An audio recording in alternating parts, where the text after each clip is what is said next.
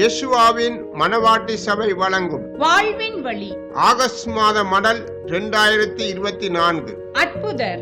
சத்தியத்தை அறிவீர்கள், சத்தியம் உங்களை விடுதலையாக்கும். எமது அன்பின் நண்பர்களே, மகத்துவமுள்ள அடையாளங்களையும் வல்லமையுள்ள அற்புதங்களையும் நடப்பிக்கிற பிதாவாகி தேவனுக்கு துதி செலுத்தி, இப்பூமியில் வாழ்ந்தபோது மாத்திரமல்ல, இப்பொழுதும் உயிரோடு இருக்கிறவராய் அற்புதங்களை செய்து வருகிற நம் ஆண்டவரும் இரட்சகருமான யெசுவாவின் அற்புத நாமத்தில் உங்களை வாழ்த்தி, அற்புதர் என்ற இச்செய்தி உங்கள் மத்தியில் வலம் வருவதையிட்டு மகிழ்ச்சி அடைகிறோம். வியக்க வைக்கும் சாகசங்களை நாம் கண்டிருக்கிறோம். மருத்துவத்தை பயன்படுத்தி நோய்களை கட்டுப்படுத்தி சாகாமல் சில காலம் உயிர் வாழ வைக்க மனிதனால் முடியும். ஆனால் ஒரு கட்டத்தில் கைவிட்டு போகும் நிலைமை ஏற்படும் போது, காரியம் எல்லை மீறி போகும் போது ஓர் அற்புதம் நடக்காதா என்று மனம் ஏங்குமல்லவா? அற்புதம் செய்யும் சக்தி கர்த்தருக்கே உரியது. கர்த்தர் யெசுவாவின் நாமத்தை நம்பினால் அற்புதங்கள் நிகழும். கர்த்தர் தமது வார்த்தையினால் இவ்வுலகத்தையும் அதில் வாழக்கூடிய சகல உயிரினங்களையும் அவைகளுக்கு தேவையான ஆகாரத்தையும் உண்டாக்கியது அற்புதமல்லவா? மண்ணினாலே மனிதனை உருவாக்கி தமது ஜீவ சுவாசத்தை கொடுத்ததும் அற்புதமல்லவா? கன்னிகை மரியாள் வயிற்றில் இயற்கையின் விதிகளுக்கு அப்பால் ஆண்டவர் யெசுவா குழந்தையாய் பிறந்தது அற்புதமல்லவா? அவர் செய்த அற்புதங்கள் ஏராளம். மத்தேயு 9:29-30 வரை. அப்பொழுது அவர்களுடைய கண்களை அவர் தொட்டு, உங்கள் விசுவாசத்தின்படி உங்களுக்கு ஆக கடவது என்றார். உடனே அவர்களுடைய கண்கள் திறக்கப்பட்டது.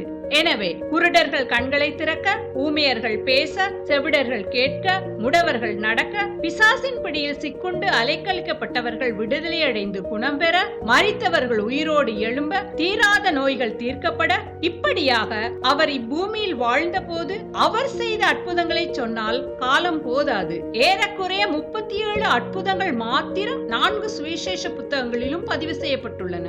யோவான் 20:30. இந்த புஸ்தகத்தில் எழுதியிராத வேறே அநேக அற்புதங்களையும் இயேசு தமது சீஷர்களுக்கு முன்பாக செய்தார். அவர் செய்த அற்புதங்களை எழுத இடம் போதாது என்கிறார் அவரது சீஷன். சித்திரவதை செய்து சிலுவையை சுமக்க வைத்து ஆணிகளால் கோரச் சிலுவையில் அறைந்த போது பாவ மனிதனை மீட்க வேண்டும் என்ற ஒரே நோக்கத்திற்காக தன் இறுதி துளி இரத்தத்தையும் சிந்தி தன் உயிரையும் கொடுத்தவர் ஆண்டவர். இவ்வித அபல நிலைக்கு தள்ளியவர்கள், அவர் இறந்து விட்டார், எங்கள் காரியம் வெற்றியாய் முடிந்தது என்று நினைத்துக் கொண்டிருந்த போது ஆச்சரியப்படத்தக்க விதமாய் அவர் 3ஆம் நாள் உயிர்த்தெழுந்தது அதிசயம், அற்புதமே. பழைய ஏற்பாட்டிலும் சரி, புதிய ஏற்பாட்டிலும் சரி, கர்த்தர் தாம் தெரிந்து கொண்டவர்கள் வழியாக தொடர்ந்தும் அடையாளங்கள், அற்புதங்கள் செய்து கொண்டு வந்தார். பழைய ஏற்பாட்டில் நேபுகாத்நேச்சார் எனும் ராஜாவின் காலத்தில் அவருடைய கனவிற்கு விளக்கம் கொடுத்த தீர்க்கதரிசி தானியேல் கர்த்தரை குறித்து தெளிவான நம்பிக்கையும் விசுவாசமும் உள்ளவராய் இருந்தார். தானியேல் 4:2-3. உன்னதமான தேவன் என்னிடத்தில் செய்த அடையாளங்களையும் அற்புதங்களையும் பிரசித்தப்படுத்துவது எனக்கு நன்மையாய் கண்டது. அவருடைய அடையாளங்கள் எவ்வளவு மகத்துவமும் அவருடைய அற்புதங்கள் எவ்வளவு வல்லமையுமாய் இருக்கிறது. பிற்காலங்களில் தரியு ராஜாவை வணங்காமல் ஒரே தேவனை வழிபட்ட குற்றத்திற்காக சதிகாரர்கள் தானியேலை சிக்க வைத்தனர். ராஜாவின் அதிகாரத்தின் பேரில் சிங்கக்குகையில் இரையாக வைக்கப்பட்ட தானியேலை கர்த்தர் அற்புதமாய் காப்பாற்றியதை கண்ட பெர்சிய ராஜாவாகிய தரியு தானியேல் 6:27 தானியேலை சிங்கங்களில் கைக்கு தப்புவித்த அவரே தப்புவிக்கிறவரும் இரட்சிக்கிறவரும் வானத்திலும் பூமியிலும் அடையாளங்களையும் அற்புதங்களையும் செய்கிறவருமாய் இருக்கிறார் என்று தன் தேசத்து ஜனங்களுக்கு எழுதி பறைசாற்றினார். இஸ்ரவேல் புத்திரரை போல் அநேக அற்புதங்களை கண்டவர்கள் ஒருவரும் இல்லை எனலாம். ஆனாலும் அவர்களில் பெரும்பான்மையானோர் இரட்சகர் யெசுவாவை அறியவில்லை. நமக்கு கிடைத்திருக்கும் பாக்கியமான இவ்வாழ்விலே அற்புத நாதராம் மீட்பர் கர்த்தராம் இயேசு என்பதை அறிந்து அவரை ஏற்றுக்கொள்ளுவோம். ஆதிசபை வரலாற்றில் அவருடைய நாமத்தின் மேல் விசுவாசமும் நம்பிக்கையும் உள்ள சீடர்களின் மூலமாக எண்ணிலடங்கா அற்புதங்கள் செய்யப்பட்டன என்பதை நாம் பரிசுத்த வேதாகமத்தில் அறிந்து கொள்ளலாம். அப்போஸ்தலர் 5:12. அப்போஸ்தலருடைய கைகளினாலே அநேக அடையாளங்களும் அற்புதங்களும் ஜனங்களுக்குள்ளே செய்யப்பட்டது. அவர் வாழ்ந்த போது செய்ததை விடவும் அதிகமாக அவர்களை கொண்டு ஆண்டவர் இயேசு அற்புதங்களை செய்திருக்கிறார். அப்போஸ்தலர் 6:8. ஸ்தேவான் விசுவாசத்தினாலும் வல்லமையினாலும் நிறைந்தவனாய் ஜனங்களுக்குள்ளே பெரிய அற்புதங்களையும் அடையாளங்களையும் செய்தான். இவ் அற்புதங்கள் வெறுமனே மனிதர்களின் நல்வாழ்க்கைக்காக மட்டும் அவர் அவர் செய்யவில்லை. தான் உருவாக்கிய ஒவ்வொரு மனிதனையும் சாத்தான் ஒவ்வொரு விதத்திலும் தந்திரமாய் தன் பொறிக்குள் சிக்க வைத்திருப்பதால் அவர்களை விடுவிக்க சித்தம் கொண்டார். உலகத்தில் அநேக தேவைகளுக்காக ஓடும் நாம் அவரை உண்மையாய் தேடும் போது அற்புதங்களை செய்கிறவர் அத்தேவைகளையும் சந்திப்பார் என்பது உறுதி. ஆண்டவர் யெஷுவா இயேசு தன்னையும் வெளிப்படுத்தி பிதாவையும் அறிய செய்து இருளுக்கும் ஒளிக்கும் தேவனுக்கும் சாத்தானுக்கும் உள்ள வித்தியாசத்தை உணர பண்ணுகிறார். பாவ வாழ்வு வாழ்ந்த பலர் பாவ நோயிலிருந்து குணம் பெற்று இறுதியில் அவரது சீடர்களாயினர். பாவ வாழ்வு மாறி பரிசுத்த வாழ்வை பெறுவதும் ஓர் அற்புதம் அல்லவா?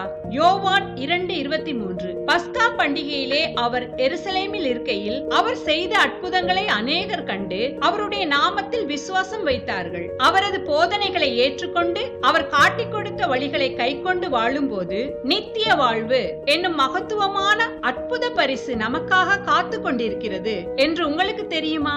சில தொற்று நோய்கள் பரவி அநேகரை வியாதிக்குட்படுத்துவது போல பாவ வியாதி என்னும் தொற்று நோயால் பீடிக்கப்பட்ட மனிதன் தன்னையும் உலகத்தையும் கரைப்படுத்தி சக மனிதனுக்கும் பின்பறு சந்ததிகளுக்கும் பாதகமான சூழலை உருவாக்கி விடுகிறார். நேர்மை, உண்மை, உத்தமம் குறைந்துவிட்ட நிலையில் எங்கும் போராட்டம் வெடிக்கின்ற உலகில் சகலவற்றையும் சரிப்படுத்த பல திட்டங்கள் தீட்டியும் தீர்வுகள் எட்டப்படவில்லை. யுத்தங்கள் காரணமாக நச்சுவாய்க்கள், மாசடைகின்ற நிலம், நீர், வழி என்று சீரழிகின்றது உலகம். இதற்கிடையில் தீராத வியாதிகளோடு பலவித இன்னல்கள், துன்பங்கள், கவலைகளோடு அடிமைத்தனங்கள், கட்டுகளோடு சுற்றித் திரியும் மானிட சமுதாயம் நிரந்தர சமாதானமில்லாமல் வாழ்கின்றது. இவை மாற்றமடையுமா? என்ன செய்யலாம்? யாரிடம் செல்லலாம்? அன்பானவர்களே, எங்கும் செல்ல வேண்டாம்.